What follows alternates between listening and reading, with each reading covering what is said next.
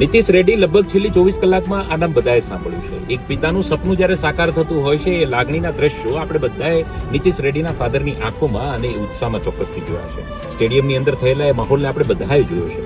114 run કરનાર આ દીકરા માટે ફાધરે કેટલો સંઘર્ષ કર્યો, કેટલો એ સમર્પણનો ભાવ આપ્યો કે પોતાની નોકરી જ્યારે ઉદયપુરની અંદર ટ્રાન્સફર થયું તો એ નોકરીમાં વીઆરએસ લીધું, અર્લી રિટાયરમેન્ટ લીધું અને દીકરા માટે કે દીકરો વિશાખાપટ્ટનમમાં જ રહીને પ્રેક્ટિસ કરી શકે એ માટે પિતાએ નોકરી છોડી અને આજે આ પરિણામ પ્રાપ્ત થયું છે. મારે બે રીતે એક્ઝામ્પલ આપવા છે કે જ્યારે માતા પિતા દીકરાના કરિયર પ્રત્યે એટલો ડેડિકેશનનો ભાવ આપતા હોય છે તો એમનો આનંદ અને ખુશી તો હોય જ, પણ દીકરા અને દીકરી તરીકે પણ આપણી ફરજ બને કે આપણા પણ માતા પિતા જ્યારે આવો નાનો મોટો સેક્રિફાઈસ અને ત્યાગ આપતા હોય તો એમને પણ નીતિશ રેડ્ડીની જેમ આપણે પણ આપણા કરિયરની પારી જો ખેલીને આપીએ ને તો આપણા પિતાની પણ છાતી ગજગજ ખુલે.